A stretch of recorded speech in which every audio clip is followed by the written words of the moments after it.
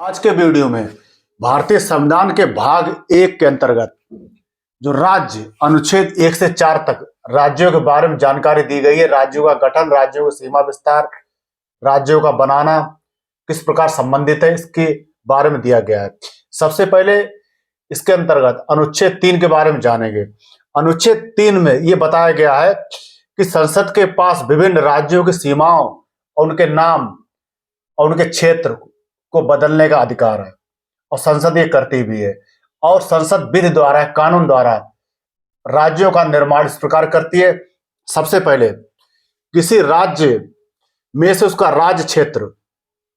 अलग करके या एक से अधिक या दो से अधिक राज्य या राज्यों के भाव को मिलाकर अथवा किसी राज्य क्षेत्र के किसी भाग को किसी राज्य में मिलाकर नए राज्य का निर्माण कर सकेगी।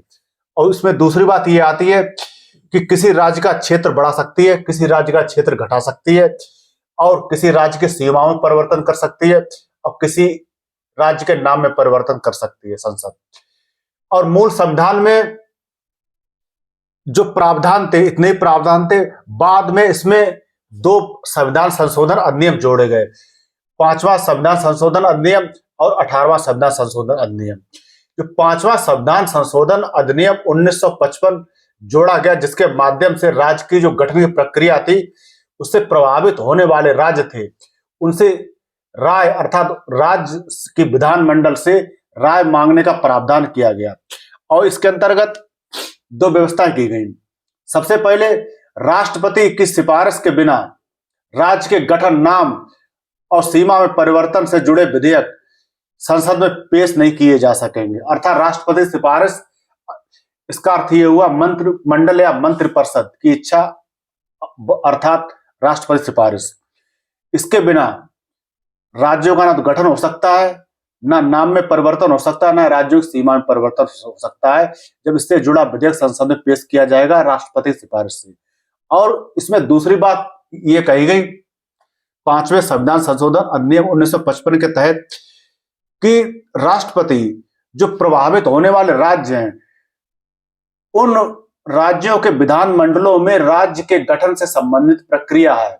उससे संबंधित विधेयक उसके विधानमंडल भेजेगा और उसकी राय जानेगा।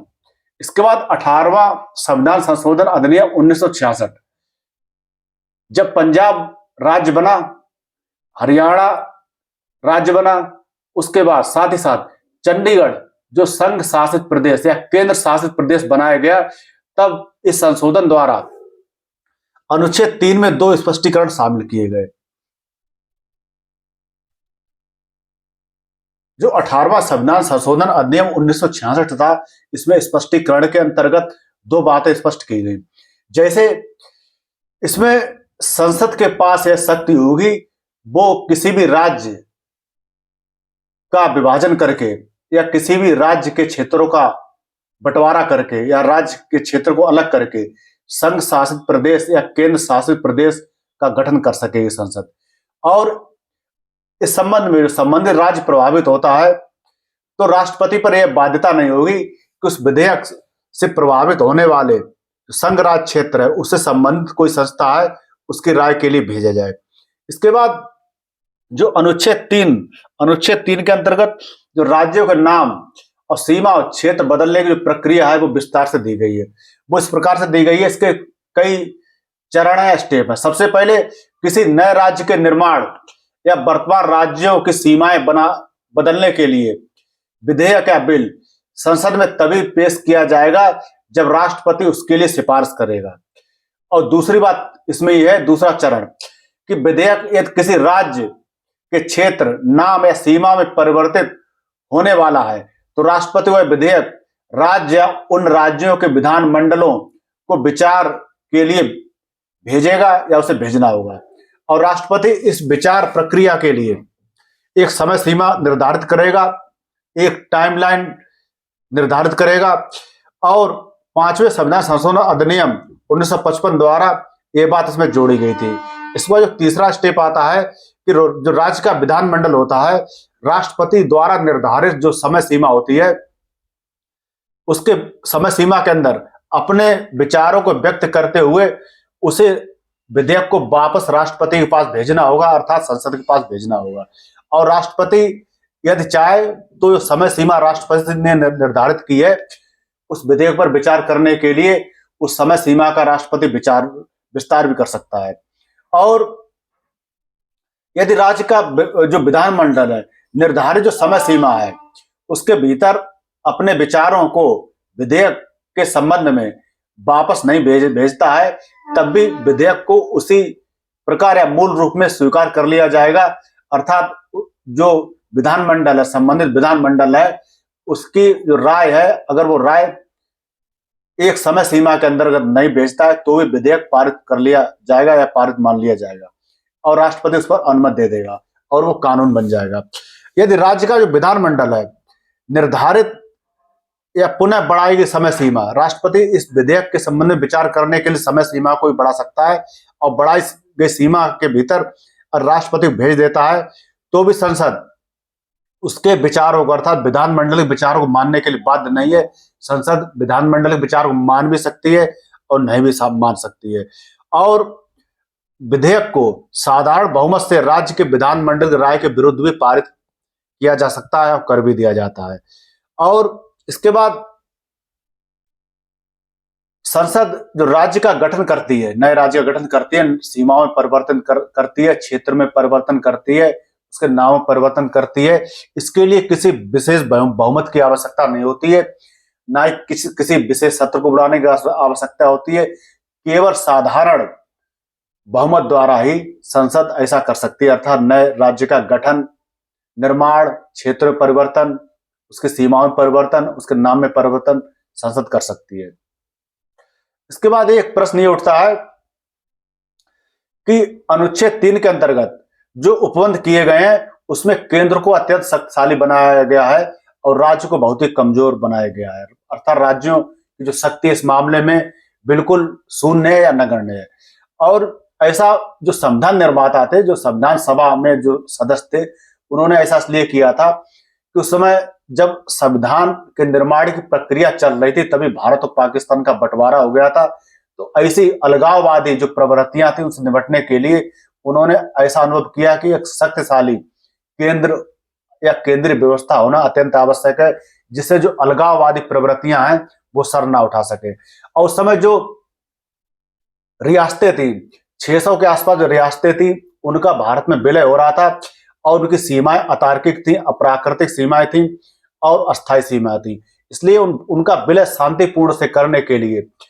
उनकी भाषाई, प्राकृतिक और प्रशासनिक सुविधा को ध्यान में रखते हुए राज्यों का गठन किया गया। और राज्यों का गठन इस प्रकार किया गया कि राज्यों का पुनर्गठन भी किया जा सके, जिससे जो क्षेत्रीय आकांक्षाएं हैं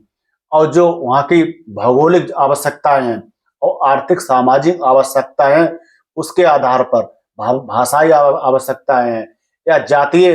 जो विविधता है उसके आधार पर पुनः नए राज्यों का निर्माण किया जा सके। जैसे आजादी के बाद जब राज्य पुनर्गठन आयोग ने काम करना चालू किया तब पंजाब और हरियाणा क्रमशः पंजाबी और हिंदी भाषी राज्य बने और जो मुंबई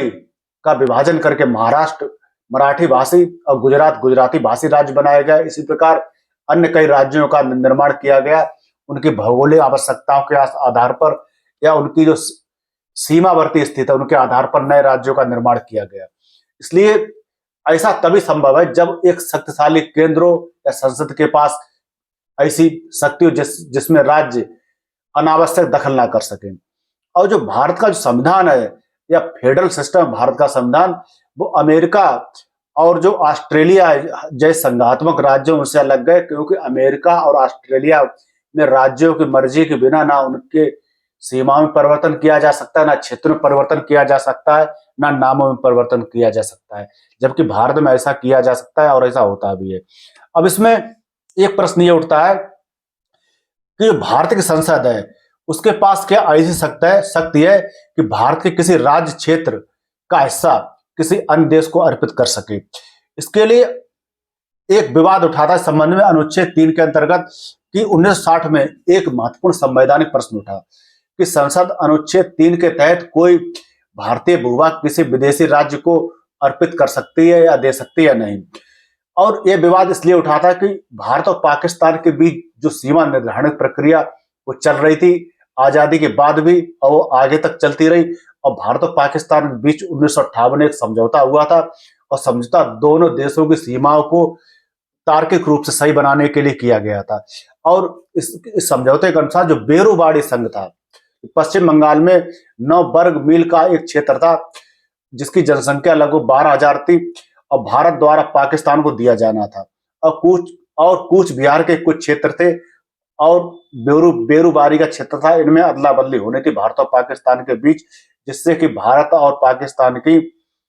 सीमाएं तर्क संगत हो सके। लेकिन जब भारत सरकार ने समझौता लागू करने का प्रयास किया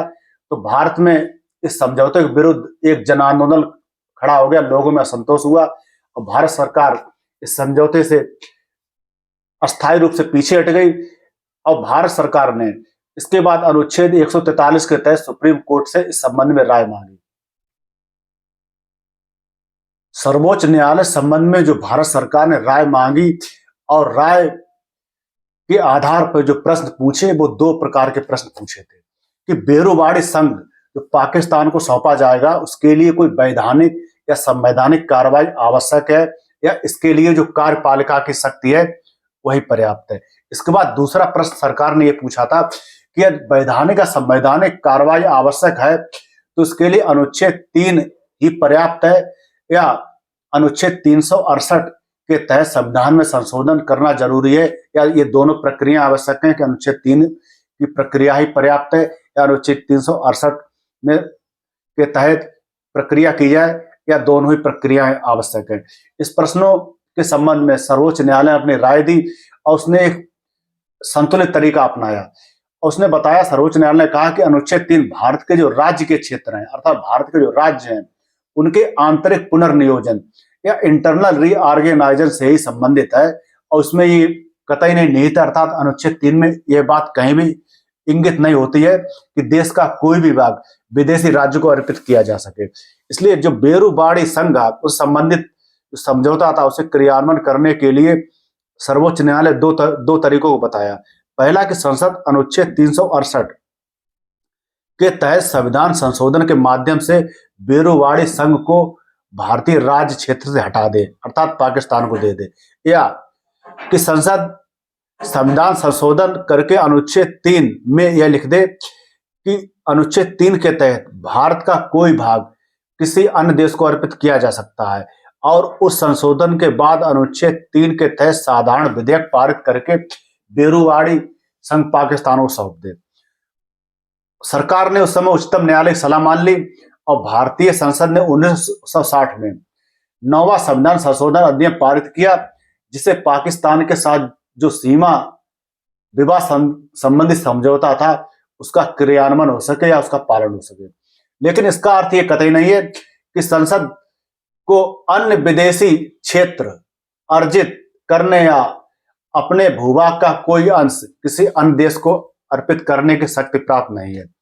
किसी भी संप्रभु राष्ट्र, जैसे भारत एक संप्रभु राष्ट्र है, उसके पास ये दोनों शक्तियां होनी चाहिए, और दोनों शक्तियां हैं भी। इसलिए भारत राज्य के उपयुक्त विधि या कानून के द्वारा अंतरराष्ट्रीय विधि के अनुसार अपने भूभाग को अर्पित कर सकता है तथा अन्य विदेशी भूभागों को अर्जित भी कर सकता है। उदाहरण के लिए जो 100वां संविधान संशोधन अधिनियम हुआ था 2015 के आसपास, उसे पहली अनुसूची में संशोधन किया गया, और उसके माध्यम से भारतीय क्षेत्र को बांग्लादेश को सौंपने का निर्णय लिया गया, और मई 2015 में यह अधिनियम भारत के राजपत्र या गजट में अधिसूचित कर दिया गया। और इस संबंध में सर्वोच्च न्यायालय ने यह निर्धारित किया, यदि सरकार सीमा विवाद को सुलझाने के लिए किसी देश के साथ समझौता करती है, या समझौता करने के आधार पर अगर यह विवाद किसी अंतरराष्ट्रीय अधिकरण या इंटरनेशनल ट्राइब्यूनल के पास जाता है, तो समझौते को लागू करने के लिए, अर्थात विवाद को अंतरराष्ट्रीय अधिकरण